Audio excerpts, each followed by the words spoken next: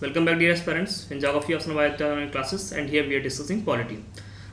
इस समय हम मौलिक अधिकार फंडामेंटल राइट्स डिस्कस कर रहे हैं और पिछले वीडियो में हमने मौलिक अधिकारों के बारे में चर्चा की, राइट्स इन इंडिया के बारे में चर्चा की, कुछ विशेष संरक्षण जो प्राप्त है मौलिक अधिकारों को उस पर चर्चा की और कुछ विशेषताएं थी उस पर चर्चा की और साथ ही साथ हमने ये देखा कि मौलिक अधिकार कितने हैं और वर्तमान में क्या स्थिति है। ठीक है, तो हमने देखा प्रथम मूलतः देखा जाए मूल रूप से तो 7 थे मौलिक अधिकार, लेकिन संपत्ति का जो अधिकार उसको निकाल दिया गया भाग 3 से, तो फिर वो अब टोटल जो देखा जाए तो उस हिसाब से केवल 6 मौलिक अधिकार आपके रह जाते हैं।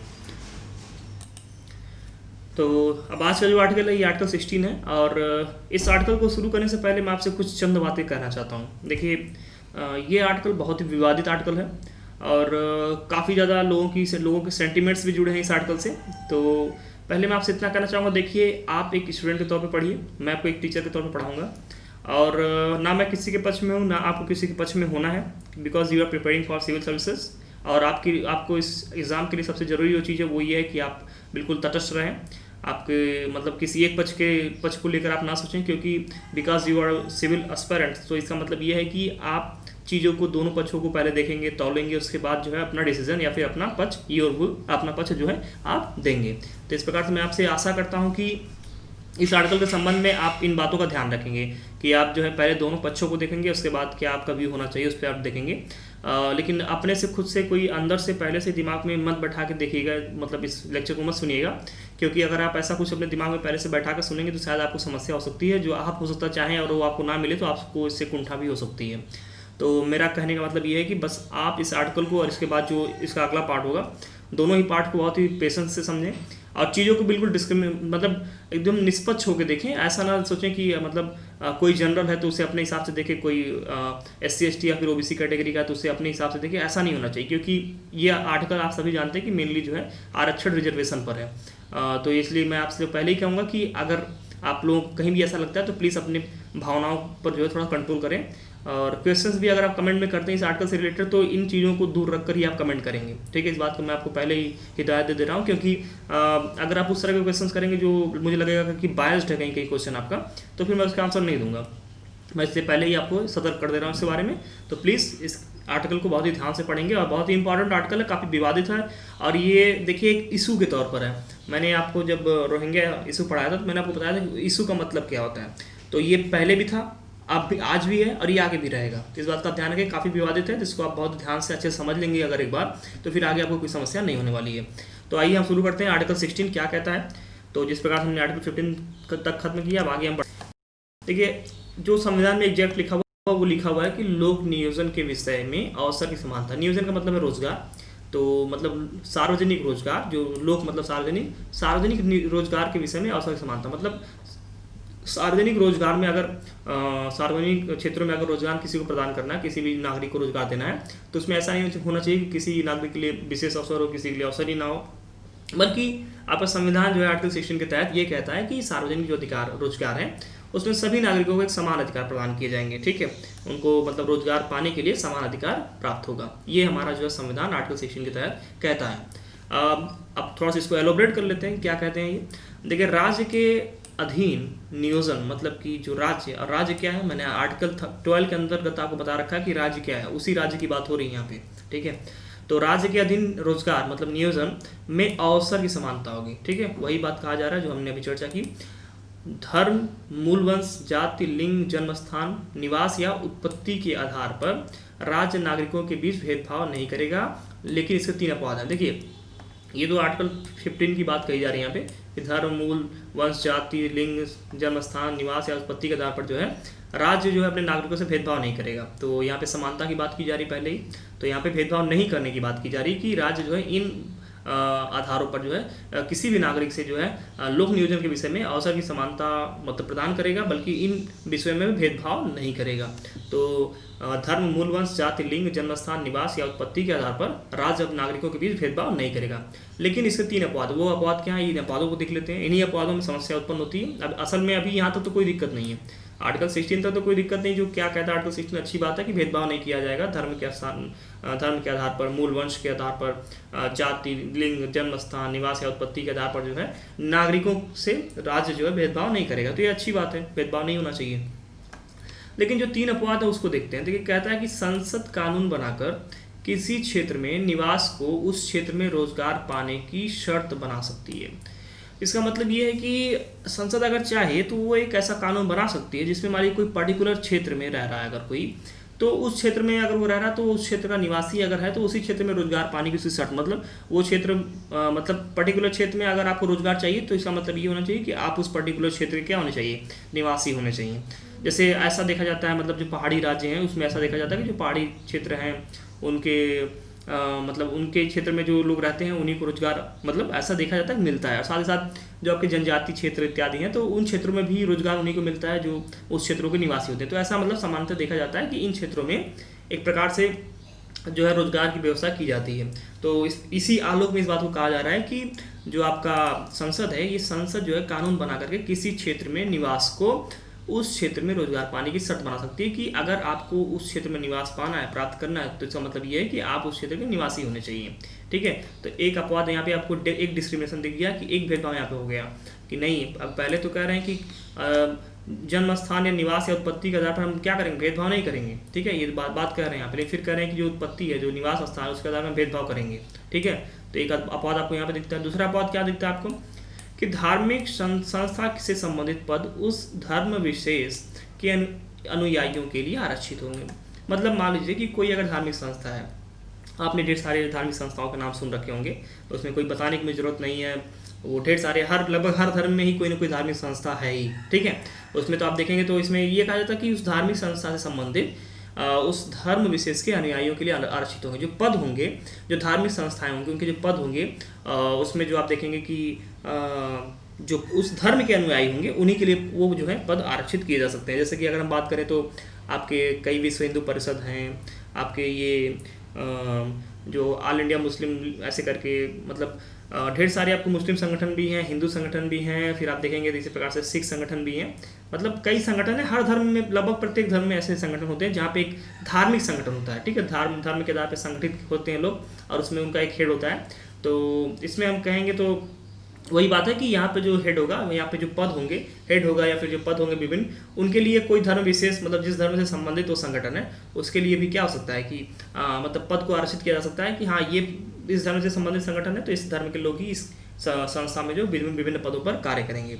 तो सीधी सी बात है, आप नाम लेने की आवश्यकता नहीं है, ढेर सारे संगठन है, आप सभी लोग जानते हैं। तो बस यहाँ पे मैंने बस यही कहने का प्रयास किया, आपको बताने का प्रयास किया है कि जो विभिन्न धार्मिक संगठन है उनमें जो धर्म मतलब विशेष है, उनके उस धर्म विशेष के अनुयायियों के लिए ही उस धार्मिक संस्था में जो है पद को क्या किया जा सकता है, आरक्षित किया जा सकता है। ठीक है, तो बहुत सिंपल सी बात है।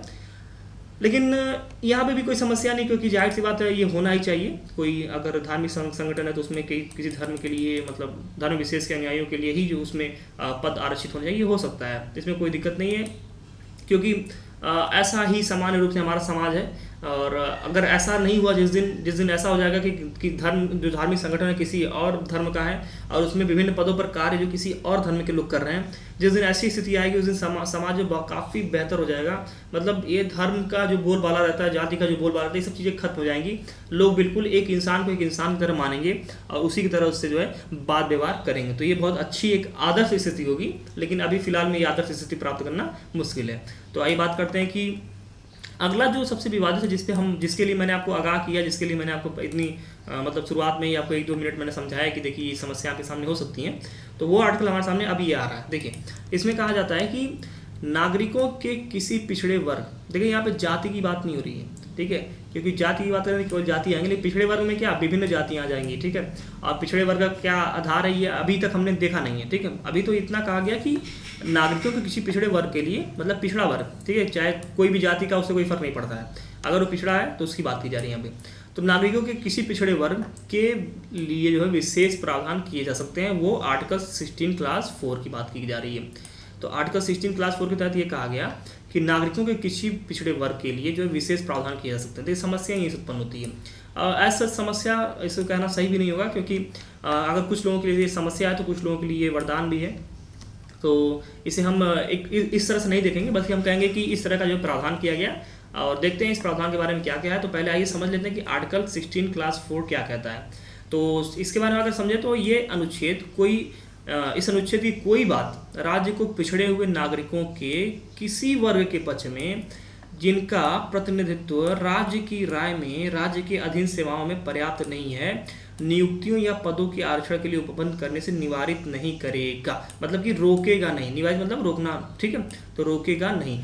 देखिए सिंपल सी बात है, इसमें ये कहा जा रहा है, ये जो आपको सेंटेंस लिखा है ये मैंने बिल्कुल एज इट इज आपको कॉन्स्टिट्यूशन से उठा के आपको दिया है, ठीक है, क्योंकि मैंने स्टार्टिंग में ही कहा था आपसे कि आपको कुछ भी खरीदने की, कोई भी बुक खरीदने की, कोई भी एम बेयर एक्ट जो आपका कॉन्स्टिट्यूशन है वो भी खरीदने की जरूरत नहीं पड़ेगी, सारी चीज़ें मैं आपको प्रोवाइड करूंगा। बस आपको क्या करना है, एक अच्छे से लेक्चर अटेंड करना है, नोट्स बनाना है, क्वेश्चन जो दिए जाए क्वेश्चन आपको प्रैक्टिस करने हैं। तो आर्टिकल 16 क्लास 4 कहता है कि देखिए राज्य, इसमें कहा जाता है कि जो राज्य है, ठीक है, अगर राज्य का यह राय हो जाता है, मतलब राज्य को ये होता है, लगता है कि राज्य के अधीन जो सेवाएं, विभिन्न जो सेवाएं राज्य के अधीन हैं, उन सेवाओं में जो है किसी वर्ग का जो पर्याप्त प्रतिनिधित्व तो नहीं है, ठीक है, मतलब अगर राज्य को ये लगता है कि कोई ऐसा वर्ग है जिसका इन सेवाओं में जो पर्याप्त प्रतिनिधित्व तो नहीं है, ठीक है, अगर राज्य को ऐसा लगता है कि राज्य के अधीन कुछ सेवाएं ऐसी हैं जिसमें किसी विशेष वर्ग का, मतलब किसी पिछड़े हुए वर्ग का जो है पर्याप्त प्रतिनिधित्व तो नहीं है, ठीक है, तो उसमें राज्य जो है उन नियुक्तियों के लिए, उन सेवाओं में, मतलब इन वर्गों के प्रतिनिधित्व के लिए क्या कर सकता है, आरक्षण, पदों को आरक्षित कर सकता है कि नहीं, इतने पदों पर केवल इन वर्गों के लोग आएंगे, ठीक है, कि इतने पदों पर सिर्फ इन वर्गों के लोग आएंगे, बाकी पदों पर जो सभी लोग भर्ती किए जाएंगे। तो अगर राज्य ऐसा करता है, राज्य अगर क्या करता है, अगर राज्य को लगता है कि किसी मतलब सेवा विशेष में, राज्य के अधीन जो सेवा है उसमें किसी वर्ग का जो है पर्याप्त प्रतिनिधित्व तो नहीं है, पिछड़े वर्गों का पर्याप्त प्रतिनिधित्व तो नहीं है, तो राज्य उसके लिए क्या कर सकता है कि उन वर्गों के लिए पदों को जो है आरक्षित कर सकता है, मतलब उसको एक रिजर्व कर सकता है पदों को, कि ठीक है इन पदों पर केवल इन पिछड़े वर्गों का क्या होगा, नियुक्तियां होंगी, और बाकी जो पद हैं उन पे बाकी सभी लोगों की नियुक्तियां होंगी। जब इस प्रकार से अगर राज्य कदम उठाता है तो इस तरह के कदम उठाने के लिए जो है संविधान जो है निवारित नहीं करे, मतलब संविधान जो राज्य को रोकेगा नहीं कि ठीक है आप ऐसा कदम मत उठाइए, ऐसा संविधान नहीं कहेगा, बल्कि संविधान कहेगा ठीक है, आप अगर देखते हैं कि आपकी राय में अगर कोई ऐसा, मतलब कोई सेवाएं ऐसी, आपका राज्य के अधीन अगर सेवाएं ऐसी हैं जिसमें पिछड़े वर्गों का पर्याप्त प्रतिनिधित्व नहीं है, तो आप चाहें तो उसमें उन सेवाओं में पिछड़े वर्गों के पर्याप्त प्रतिनिधित्व को सुनिश्चित करने के लिए आप पदों को क्या कर सकते हैं, आरक्षित कर सकते हैं उन वर्गों के लिए, ठीक है, अगर आप ऐसा करते हैं तो संविधान आपको इससे रोकता नहीं है। यही बात आर्टिकल 16 क्लास 4 में कही जाती है, ठीक है, तो इसी बात को समझने में जो है हमारी समझदारी है। तो आप, आई होप आपको आर्टिकल 16 क्लास 4 क्या कहता है आपको क्लियर हो गया होगा, क्योंकि देखिए सारा खेल आर्टिकल 16 क्लास 4, ठीक है, इसी से सारे जो है समस्याएं, और जो किसी के लिए कुछ फायदा है, किसी के लिए नुकसान है, और क्या है वो हम आगे पक्ष देखेंगे, उसमें हम समझेंगे कि क्या अच्छी चीज़ है क्या बुरी चीज़ है, ये वो हमारा एक अलग डिबेट होगा, क्योंकि हम पीटी और मेंस दोनों साथ में लेके चल रहे हैं। तो पीटी के साथ पॉइंट ऑफ व्यू से मैंने आपको आर्टिकल 16 क्लास 4 बताया, अब इससे क्या पक्ष हो सकते हैं, क्या विपक्ष हो सकते हैं, वो मैं आपको मेंस के पॉइंट ऑफ व्यू से भी बताऊंगा, ठीक है। तो ये आपकी एक कंप्लीट क्लास हो रही है। आइए अब बात करते हैं, कुछ और बात कर लेते हैं आर्टिकल 16 क्लास 4 के बारे में। संविधान में इतनी बात तो कह दी गई कि चलिए ठीक है, आप मतलब अगर पर्याप्त प्रतिनिधित्व के लिए जो है अगर सीटों को आरक्षित करते हैं पिछड़े वर्गों के लिए, तो फिर कोई दिक्कत नहीं, संविधान उससे आपको रोकेगा नहीं।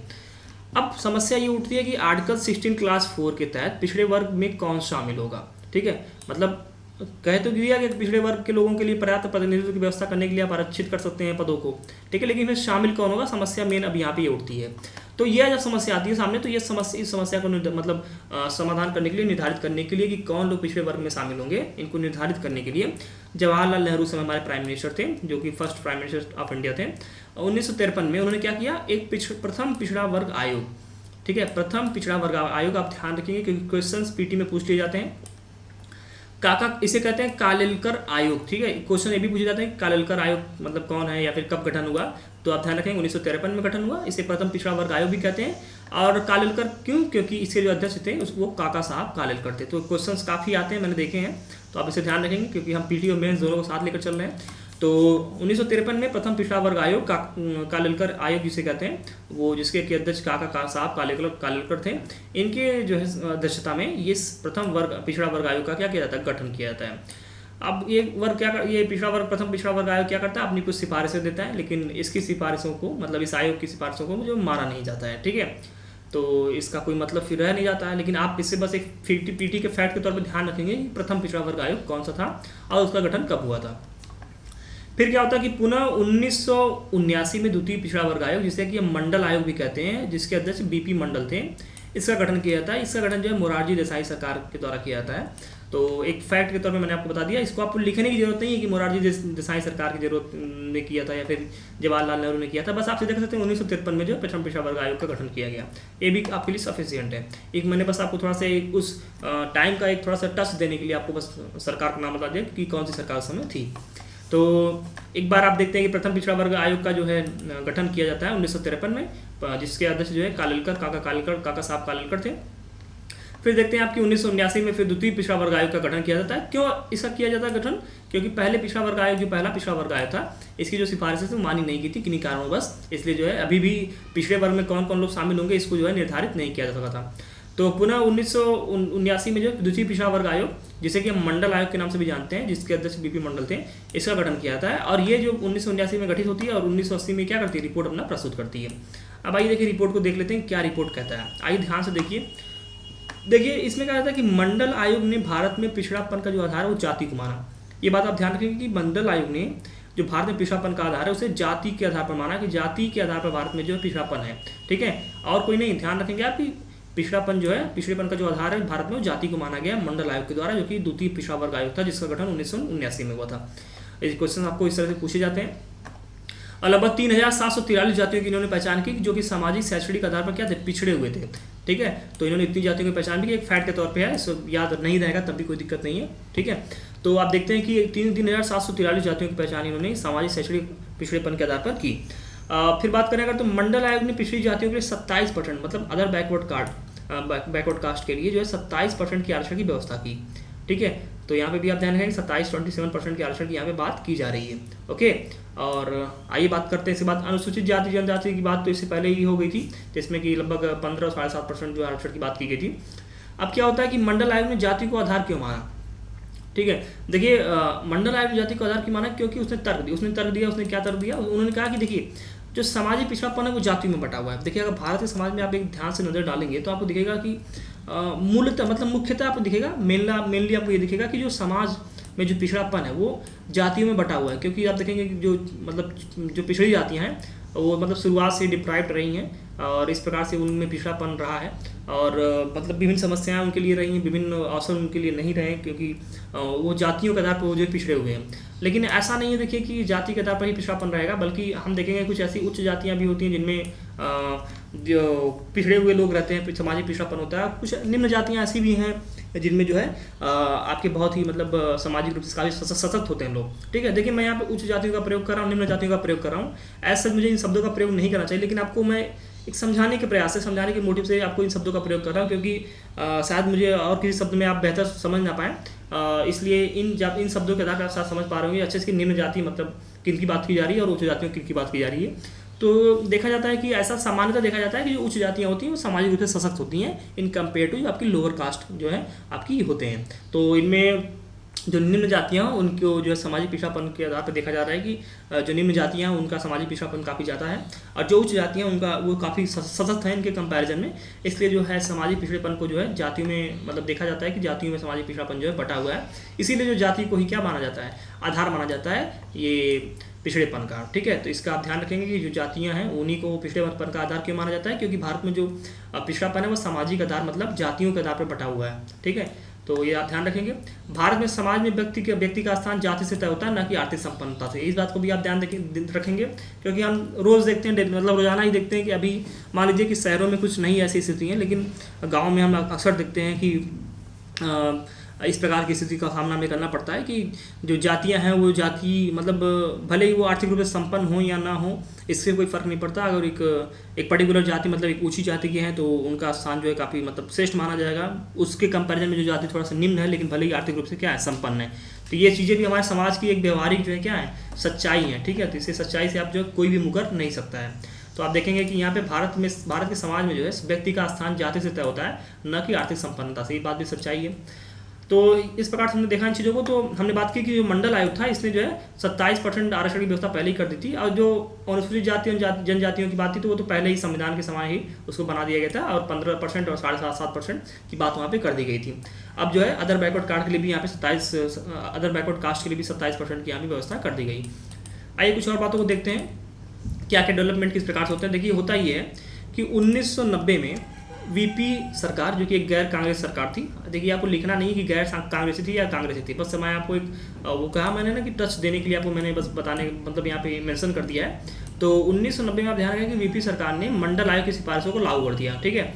तो 1979 में गठन हुआ मंडल आयोग का, 1980 में रिपोर्ट दिया, 10 साल बाद जो है इनके सिफारिशों को लागू किया 10 साल बाद, ठीक है। इस तरह से आप देख सकते हैं हमारे देश में चीज़ें कितनी धीरे धीरे गति करती हैं। हाँ, चूँकि ये विवादित थोड़ा मुद्दा भी था, इसलिए बीच में थोड़ा समस्याओं का सामना करना पड़ा है। और दूसरी बात ये भी है कि ये जो आपकी गैर कांग्रेसी सरकार थी, ये देखा जाए तो इसी मुद्दे पर जो है सत्ता में भी आई थी कि हम जो है आरक्षण की व्यवस्था जो अदर बैकवर्ड कास्ट के लिए उसको जो है लागू करेंगे। तो इसलिए कहीं ना कहीं ये जब सरकार में आते हैं, मतलब इसे मुद्दा बना करके, तो फिर आते ही सरकार में ये क्या करते हैं, इसे लागू करते हैं, ठीक है।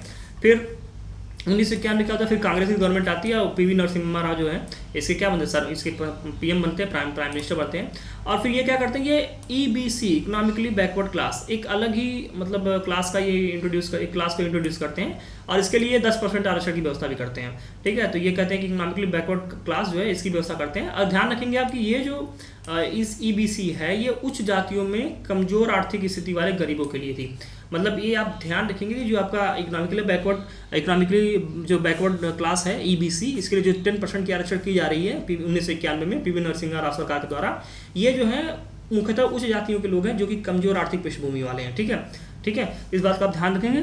और आप देखेंगे कि मंडल आयोग ने जो मतलब सिफारिशें दी थी पिछड़े वर्ग आयोग, मतलब पिछड़े वर्गों के चुनाव के लिए आधार बनाने के लिए पिछड़े वर्गों को, वो था जाति के आधार पर। लेकिन आप देखते हैं कि मतलब 1991 में ही ईबीसी को चुना जाता है, ईबीसी लाया जाता है, जो कि 10% आरक्षण प्रदान करता है आर्थिक स्थिति के आधार पर। और मंडल आयोग ने किसके आधार पर दिया था, जातियों के आधार पर दिया था। तो यहाँ पे आप देखते हैं कि इस प्रकार से जब 10% ये आरक्षण मिल जाता है, तो 1991 की स्थिति क्या बन जाती है, मतलब आरक्षण के संबंध में अगर हम देखें तो फिर 1991 की क्या स्थिति बन जाती है। तो देखते हैं 15% एसटी के लिए, 15% एससी के लिए, 7.5% एसटी के लिए और 27% ओबीसी के लिए, और जो है आपका 10% जो है ईबीसी के लिए, मतलब scheduled caste, scheduled tribes, other backward caste, economically backward class. तो इन चीज़ों को देखते हैं कि इनके आधार पर जो है अगर हम देखा जाए टोटल रिजर्वेशन देखा जाए तो टोटल रिजर्वेशन कितना पहुंच जाता है 59.5%, मतलब इतना ज़्यादा रिजर्वेशन हो जाता है। तो हम देखते हैं कि अगर ऐसे ही चीज़ें चलती रही, मान लीजिए कभी कोई इकोनॉमिकल बैकवर्ड क्लास लेता है, किसी ने फिर अगली सरकार कुछ और लेते आई है, तो इस प्रकार से क्या होगा, हम देखेंगे सारी सीटें 100% फिर आरक्षण कर देंगे, फिर आरक्षण का मतलब ही क्या रह जाएगा। अगर फिर 100% आरक्षण तक की व्यवस्था जो आरक्षण की वो अगर 100% पहुंच जाएगी धीरे धीरे, कभी अभी 60 तो हो ही गई लगभग, मान लीजिए 70 पहुंचती है, 85, 80, 90 पहुंचती है, तो फिर 100% पहुंच जाएगी, तो फिर क्या इसका आरक्षण का मतलब ही रह पाएगा। तो इस प्रकार से हम देखते हैं कि यहाँ पे 59.5% जो कि बहुत ही ज़्यादा हो जा रहा है आरक्षण। अब ये क्या है, ये स्थिति आपको मैंने बता दी कि 1991 की स्थिति ये है। अब आइए बात करते हैं इसके आगे का डेवलपमेंट, देखते हैं एक केस के माध्यम से हम समझेंगे, क्योंकि मैंने आपसे पहले ही कहा था कि जो सुप्रीम कोर्ट के डिसीजन इत्यादि होंगे वो बहुत ही इंपॉर्टेंट हैं और आपके सीधे सीधे वो पॉलिटी का क्या है, एक विषय है।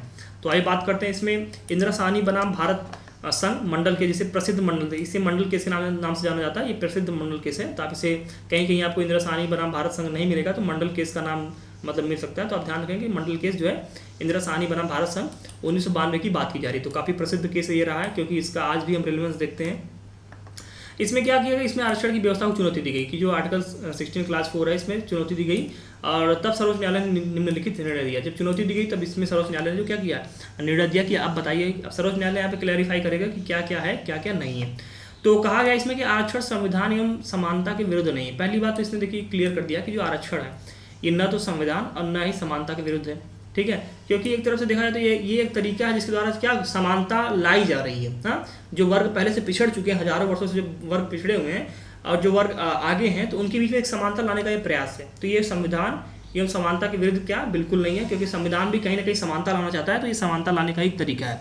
तो न्यायालय ने इसने कहा कि जो है इसमें कहा कि आरक्षण संविधान एवं समानता के विरुद्ध नहीं है। आगे बात करते हैं तो भारत में मुख्य पिछड़ापन जो है सामाजिक पिछड़ापन है, अतः जाति को आरक्षण का आधार बनाया जा सकता है। देखिए जो आपका 1991 में जो ईबीसी इंट्रोड्यूस किया जाता है उसमें आर्थिक स्थिति को जो सामाजिक मतलब आरक्षण के लिए जो आधार बनाया जाता है, लेकिन जो मंडल आयोग था उसने सामाजिक पिछड़ापन को आधार बनाया। क्यों? क्योंकि जो भारत में जो सामाजिक पिछड़ापन है वो जातियों में बटा हुआ है।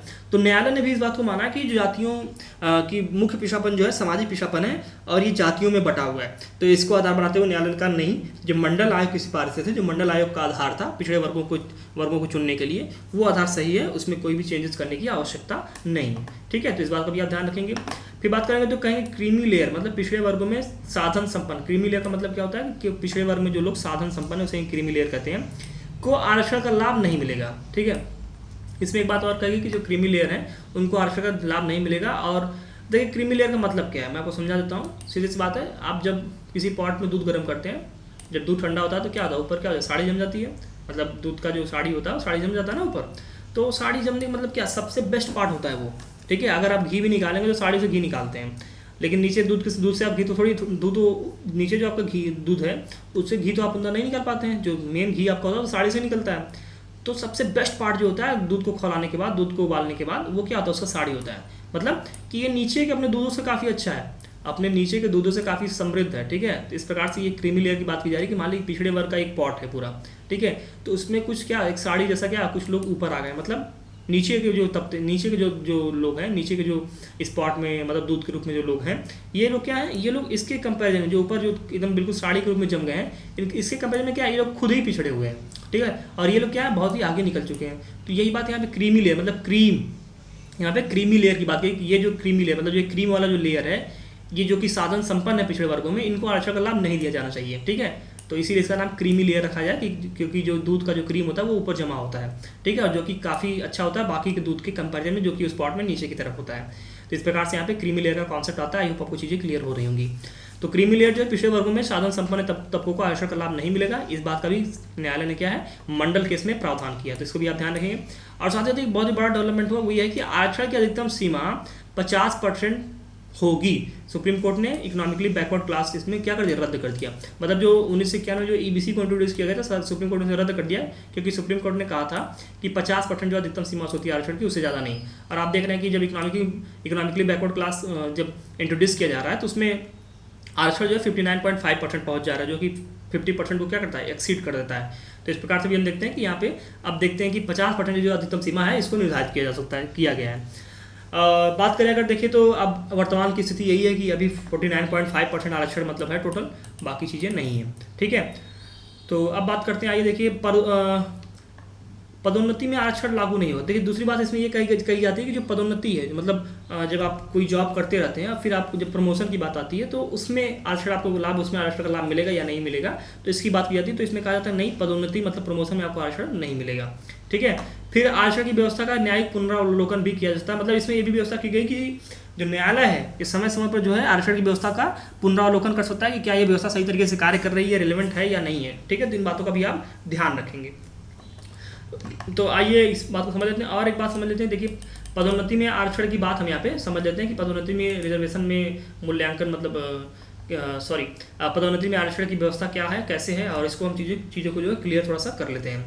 देखिए इसमें सबसे जो जरूरी बात हुई है कि आपको मैं केस के माध्यम से समझा दूंगा चीज़ों को, जो कि ज़्यादा अच्छे से साउंड होगा, क्योंकि 77वें संविधान 77 जो अमेंडमेंट था आपका कॉन्स्टिट्यूशनल अमेंडमेंट जो कि 1985 में हुआ, इसके द्वारा क्या किया कि आर्टिकल 16 क्लास 4A जो है यहाँ पे जोड़ा गया। तो 77वें संविधान संशोधन के द्वारा जो है आर्टिकल 16 क्लास 4A जोड़ा गया तथा कहा गया, इसमें क्या कहा गया कि जो ST और ST हैं, ठीक है, इनको पदोन्नति में आरक्षण दिया जा सकता है। लेकिन अभी देखिए आप इससे पहले जो मंडल केस है उसमें आपका न्यायालय ही कहता है कि आपको पदोन्नति में आरक्षण लागू नहीं होगा। ठीक है, लेकिन जब 77वां संविधान संशोधन किया जाता है तो उसमें कहा जाता है कि नहीं, ST और ST को जो है पदोन्नति में आरक्षण प्रदान किया जाएगा। तो एक देखेंगे विरोधाभासी स्थिति है। तो फिर देखते हैं आगे क्या स्थिति बनती है। फिर देखिए अब इसको चुनौती दी जाएगी, जाहिर सी बात है, क्योंकि न्यायालय ने इससे पहले व्यवस्था ये दी थी कि आरक्षण नहीं देंगे हम प्रमोशन में, लेकिन अब संविधान संशोधन के द्वारा ये कह दिया जाता है कि नहीं, पदोन्नति में जो है SC ST को जो पदोन्नति में आरक्षण प्रदान किया जाएगा। तो इस प्रकार से देखेंगे कि अब चुनौती देने की बात यहाँ पे आ जाती है कि फिर न्यायालय में इसको चुनौती दी जाती है M नागराज के द्वारा। तो इस केस बनता है M नागराज बनाम भारत संघ 2007। तो 2007 में M नागराज क्या करते हैं, इसको चुनौती देते हैं। ठीक है, कि भारत ने जो संविधान संशोधन किया सरकार ने, इसको चुनौती देते हैं। तो इसलिए M नागराज बनाम भारत संघ ये केस बनता है 2007 में। इसमें आर्टिकल 16 क्लास 4A को क्या कर दिया जाता है, सुप्रीम कोर्ट में चुनौती दी जाती है, लेकिन सुप्रीम कोर्ट ने इसे सही ठहराया। देखिए अब यही बात है, अभी सुप्रीम कोर्ट मंडल केस में कहता है कि भाई आरक्षण जो है प्रमोशन में लागू नहीं होगा। फिर देखते हैं कि आप एक M नागराज बनाम भारत संघ 2007 के केस में सुप्रीम कोर्ट कहता है कि नहीं, ठीक है, ये आरक्षण होना चाहिए, SC ST के लिए प्रमोशन में आपका जो रिजर्वेशन होना चाहिए। तो आप देखते हैं कि मतलब दोहरी स्थिति यहाँ उत्पन्न हो जाती है। लेकिन लेकिन आप एक चीज़ का ध्यान रखेंगे कि यह अपर्याप्त प्रतिनिधित्व की स्थिति में लागू होगा। मतलब ये हर केस में नहीं ऐसा होगा कि SC ST वाले अगर कहीं जॉब कर रहे हैं सरकार राज्य के अंतर्गत, तो ऐसा नहीं होगा कि उनको जब जब उनके प्रमोशन की बात आएगी तो उनको आरक्षण का भी लाभ मिलेगा प्रमोशन में, ऐसा नहीं है।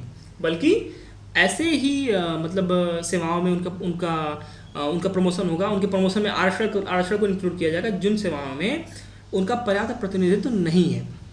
ठीक है, मतलब जहाँ उनकी जनसंख्या के हिसाब से देखा जाए तो उनका प्रतिनिधित्व उतना नहीं है, इसलिए उन्हीं क्षेत्रों में उन्हीं सेवाओं में जो है इनको आरक्षण का लाभ वहाँ पे प्रदान किया जाएगा प्रमोशन में। तो ध्यान रखेंगे आप कि अभी वर्तमान स्थिति है कि SC ST को जो प्रमोशन में रिजर्वेशन मिल सकता है, लेकिन वो स्थिति कंडीशनल है। कंडीशनल क्या है यहाँ पे? कंडीशन ये है कि यहाँ पे अपर्याप्त प्रतिनिधित्व की स्थिति होनी चाहिए। अगर ऐसा नहीं होगा तो फिर आपको जो है प्रमोशन में आपको रिजर्वेशन नहीं मिलेगा।